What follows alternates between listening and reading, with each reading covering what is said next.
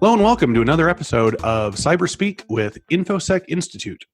Today's guest is Curtis Brazzell, Managing Security Consultant with cybersecurity firm Pondurance. Curtis and I are going to be talking about the methodologies and the day-to-day operations involved in red team operations. Curtis Brazzell is a Managing Security Consultant at Pondurance, a managed detection and response security services firm.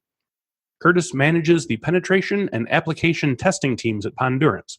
With a lifelong passion for all things IT, he brings a well-rounded skill set to the team. His prior roles include professional experience as a database administrator, systems administrator, senior security analyst in a global SOC, and a lead digital forensics investigator and malware analyst. Curtis has created his own intrusion detection and response platform in his free time and loves to tinker with innovative ideas. He also likes spending time with his family and being outdoors. Curtis, thank you for being indoors with us today. Yeah, thank you for having me. Well, before I get into your history and so forth, I'm curious about this in your bio here. Tell me a little bit about your intrusion detection and response platform that you've been building in your free time. Yeah, so I created my own little company based on the idea of taking some open source tools and routers specifically, and trying to make like an intrusion detection platform for home consumers. So the idea was there was a remote security operations center that responded to threats that you would see over the network, and then be able to respond to those and help people that had malware infestations on their Internet of Things devices or their PCs and what have you. Oh, and this is something is sort of like a work in progress then? Are you still working on it? Yeah, I am still working on it a little bit. I spent a lot of time on it in the last few years, and I'm thinking I'm going to open source it at this point. Cool. I'm starting to put it on my GitHub repository. Very interesting. So it sounds like this has kind of been in your blood for a long time. Can you tell me a little bit how you got started in computers and security? Yeah, absolutely. So computers have been a big passion of mine since I was a little kid. In the third grade, I was fortunate enough that my school were donated some original Macintoshes. Mm-hmm, mm-hmm. And so I was obsessed from the beginning. I tried to do everything I could on the computer, tried to push it to its limits, see what I could do. My dad saw that passion of mine and got a compact Rosario PC with Windows 95 on it. Wow. 233 megahertz. Oh yeah, top of the line. Yeah, exactly. So that was really what opened the door for me. I did some web design on my own at that time, really started learning Visual Basic, thought I wanted to be a developer for the rest of my life, and then really got into security probably around 1998. There was this website called crashme.com. Don't know if anybody remembers that. There was a Windows 98 vulnerability. Visiting the web page would cause your PC to crash. It was blue screen. And since nobody really patched frequently back then, almost everybody was affected.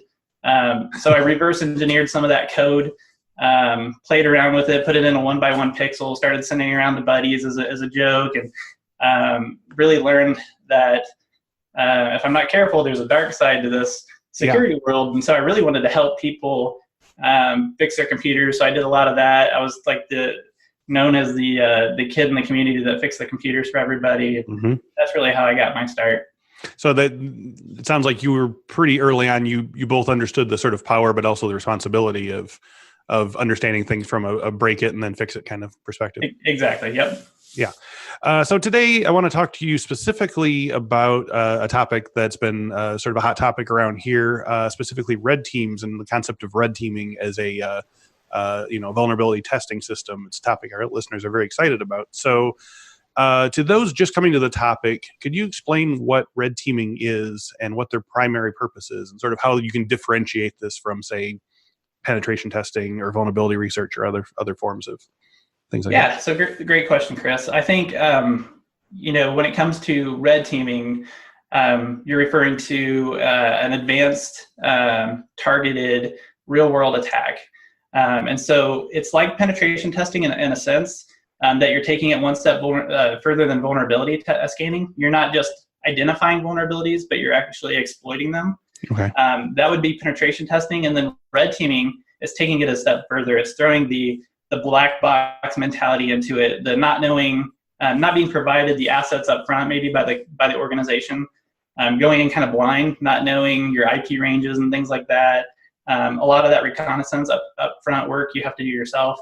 And unlike pen testing, red teaming usually involves doing a lot more stealthy operations and more advanced tactics than you might otherwise do with a traditional pen test. Yeah, and I think that's sort of where a lot of the interest is right now, is that it has a kind of a cloak and dagger vibe to it, and that there's, the people like to talk about the sort of physical aspects of it and the break-ins and so forth.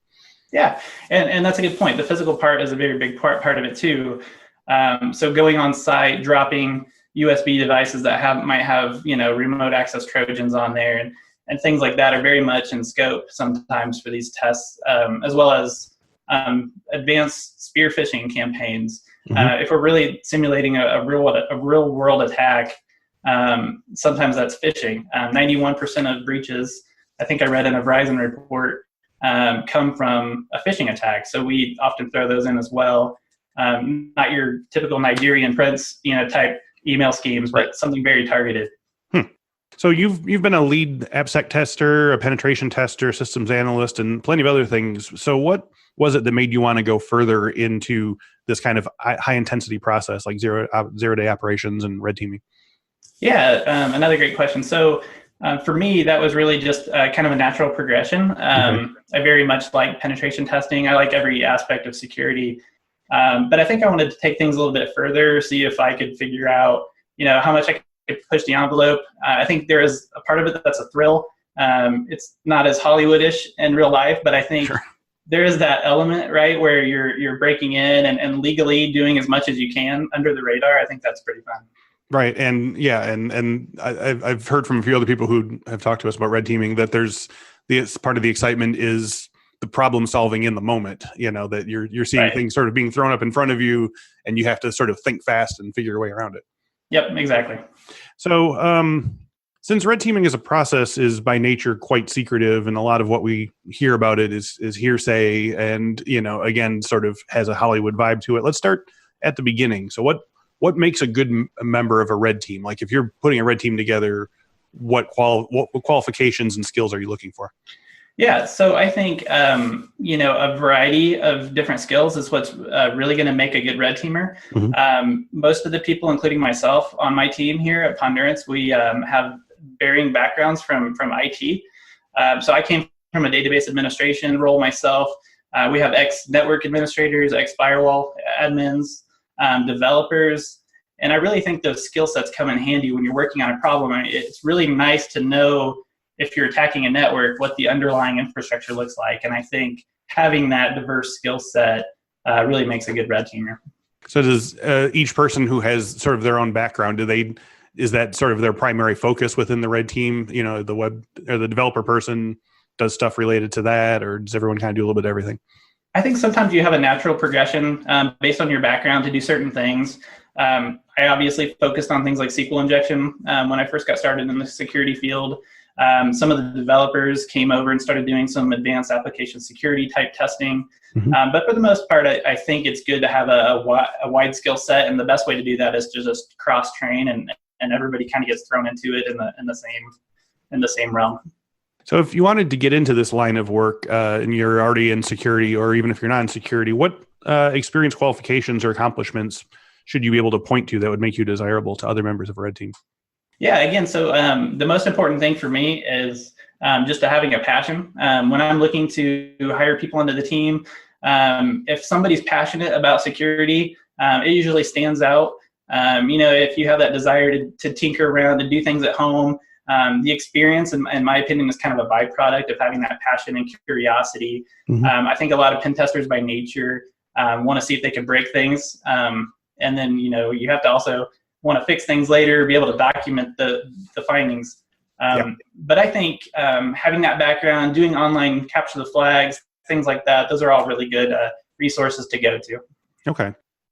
We know that, red teams, we've already discussed this, have differentiated from penetration testers and white hat hackers via their aggressive process, but sort of in a moment-to-moment process, how do red teams actually work? What are they trying to uncover? and what is their sort of unique approach to the task?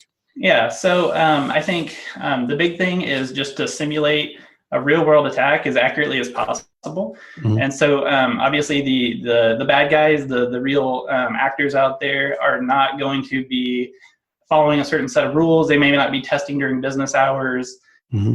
They're going to be throwing more advanced tactics at it, 0 days, like I mentioned, phishing campaigns, things like that may otherwise not be in scope in a traditional pen test. So without giving away too many secrets of the trade, what are some of the common methodologies that red teams regularly employ in their work? So like say you get a commission and you arrive on site or, wherever you are, like where do you start and how do you escalate, and sort of what is your sort of like flow chart? Yeah, so good question. I think that can kind of go however you want it to go, but I think with your example, let's go with that scenario where we went on site. Mm-hmm. Getting in through the door, we have RF badge scanners that we use. A lot of the guys on the team are lock pickers as well. So, mostly you can just walk in and then tailgate somebody to get in, and that's kind of a sad reality, but it's distressingly easy sometimes. Yeah, exactly. So we can do that. Once you get inside, maybe you can plug into an open port in a lobby somewhere. Maybe you analyze the wireless traffic and the local LAN isn't segmented from the public, wireless LAN. And you can get in that way. Rubber duckies are something that we take on site a lot. So we're doing, those kind of physical USB type of attacks as well. Okay. To see if we can't compromise at least one workstation on the environment and then move laterally and compromise, the domain is kind of the end goal there. Do you have, I'm thinking in terms of like maybe like chess or something, do you have like a go-to set of like opening gambits that you do with most, commissions, or is it really like every new project is different? Every project's different, but I would say it depends on the pen tester. Mm-hmm. For me, when I'm red teaming, I like to start with phishing just because it is so easy compared to the traditional, looking for vulnerabilities and exploiting those on the perimeter. Nowadays, you don't see as much low-hanging fruit on the outside. So you have to get creative and try different phishing tactics. One of the things I try to do is see if they have a VPN on the outside. So if they have, Cisco, a VPN, any connect, I look for that client. I see if I can capture their credentials with a clever phishing campaign, get their two-factor authentication token if it's, required, and then use that VPN client to get on the internal network. That'll usually be my go-to. So I imagine also if you are able to get in early with a phishing attack, that says you kind of learn a lot about the culture of the place anyway. Yeah, that's correct. So you're doing research up front to see if they use Office 365, what their environment really looks like before you go in with a campaign. So what kind of companies employ red teams to try and attack their defenses? Like what level of security should a company already have in place before they decide to sort of bring on the atom bomb here, such as it were? Yeah, that's a really good question. I think that in my experience, all companies should eventually get to the point where they're red team ready, where they're in a position with a strong security posture where they can do some advanced red teaming activities.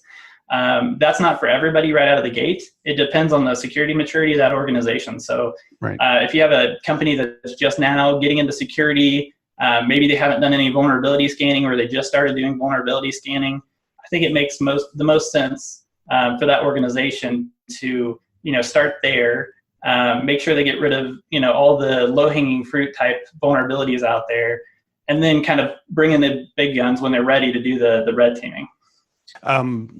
Is there a benefit to having like a red team on staff? I mean, obviously in like mega corporations, that's probably important, but is that overkill for most companies? It probably would be for most companies, I think. But I think, security's in layers. Security's, always needs to be improved. Nobody's hack proof. So I think if there is a security operations center or, an organization has their own pen testers, I think that's a great opportunity to come in and do a red team with a third party, with a fresh set of eyes to just look at it and see how an attacker would view the organization. I imagine this is not a one-time thing. How often do you think like an average company should incorporate these kind of things into their security posture, like red team? I think it depends. Depends on if the organization is PCI compliant or trying to be PCI compliant. There's requirements there for pen testing. Red teaming specifically, it just depends on the level of risk that the organization is willing to accept and kind of the risk tolerance. So I recommend at least annually, sometimes twice a year. Okay. But again, it just depends on the organization. So, we've already talked a couple of times about some fairly exciting things where you're sort of leaking your way into the building, or you're, getting onto a VPN, or you're leaving, drives or whatever. What are some no-nos in red teaming? How far is too far to get in? That is a very important question to ask. Yeah. What are the ethics of this? Exactly. And I think it's very important to have that conversation up front. So one of the things I do with my team is require a meeting at the very beginning where we talk about the rules of engagement. So what's okay, what's not okay. Obviously, there's always a legal and ethical boundary there. So we want to be cautious of that. We're not going to do anything that's illegal. Okay. But it depends on the organization. Again, some organizations may be okay with picking locks in their server cabinets and trying to get in to the back end that way, whereas other organizations may not be comfortable with that, and instead they'd rather you come on site and do an escorted wireless assessment and see if you can take the pen test from there, the red team from there. It really just depends on the organization, but setting those boundaries up front is very important. Obviously, we don't want to do a denial of service attack. I don't know any organizations that want us to go in and affect the availability of the business. You don't want to take any systems offline or anything. Yeah, there's the illegality of breaking a window, and then there's the illegality of kidnapping a CEO. Yes, exactly. One might be a little farther than the other. So, so let's say we've gotten to the vulnerability here, or multiple vulnerabilities. Like, how often? First of all, on average, how long does it take to complete a full red team? It just depends on the assessment, but usually about 2 to 3 weeks of actual testing.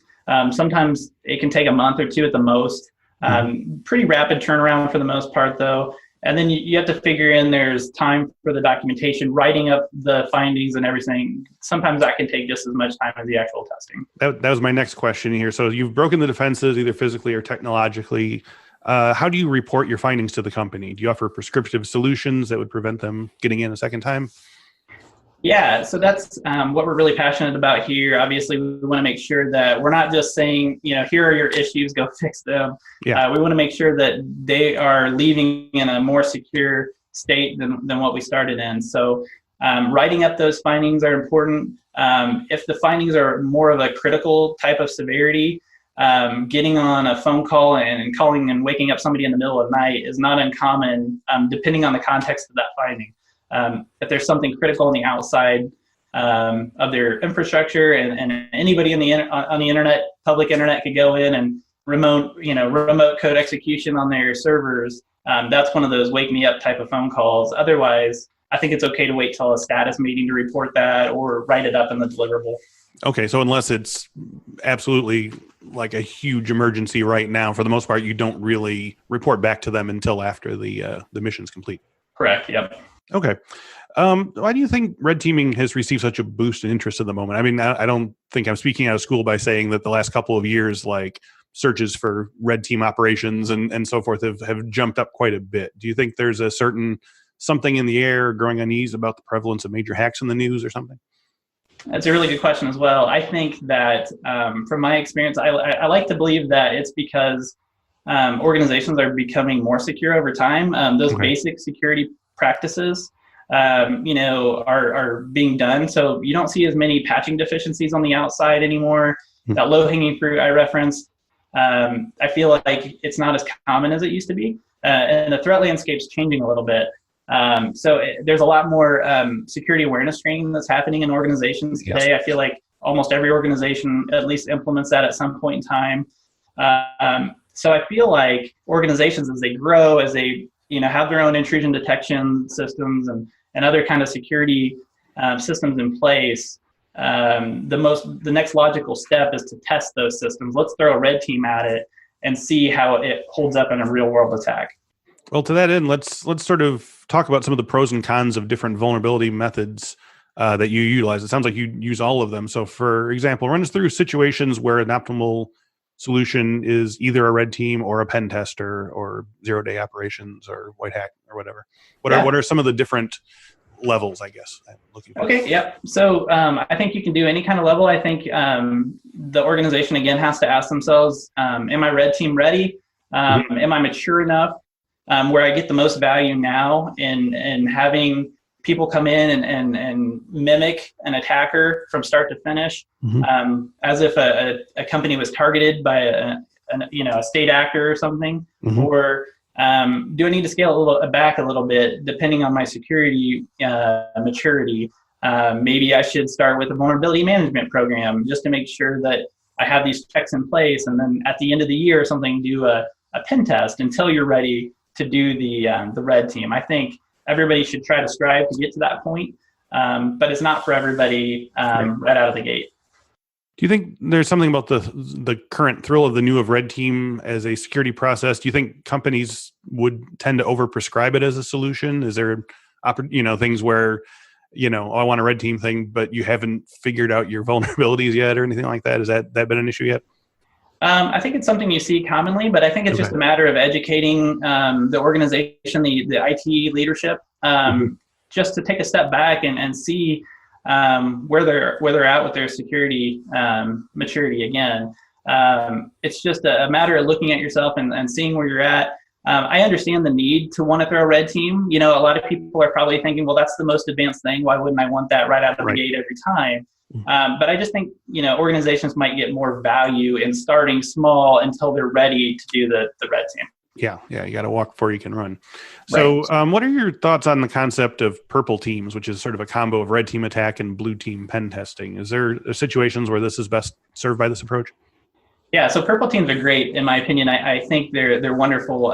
If you're fortunate enough as a red teamer to work in an organization where there's also a blue team, as with my organization, it's really an interesting opportunity where you get to work closely with that blue team and sharpen skills on both sides. So what I mean by that is, as we're doing a pen test or red team exercise, if we also have the opportunity to work with, our SOC or somebody else's SOC alongside that red team, you get to see if, you get to try to bypass their detection, which is really fun. And you get to try new methods and see if you can push that envelope. And then if you are successful, it's an opportunity to go back to the blue team and say, hey, I was able to get by you. This is how we did it. You really need to go back and put these detections in place so that if somebody does this again, you can detect them. So I think it's really beneficial to both sides. The red team gets to advance and try new techniques. The blue team gets to stay on top of emerging threats. All right. So as we wrap up today, tell me a little bit about Pondurance. What type of security solutions do you bring to your customers? Yeah, thank you. So Pondurance is based out of Indianapolis, Indiana. We are a security threat hunting and response company. We specialize in that, but we also do everything from business continuity to compliance to all the different security testing services my team provides, from your traditional pen testing to your red teaming, wireless attacks, application security, you name it, we do all of that. Oh, thank you very much. So as we wrap up today, what do you think the future of red teaming is? Do you think what will red teams and the companies that hire them have to do to keep steps ahead of hackers and interlopers? What are we going to have to keep sort of escalating things, or will there be new sort of methodologies in place?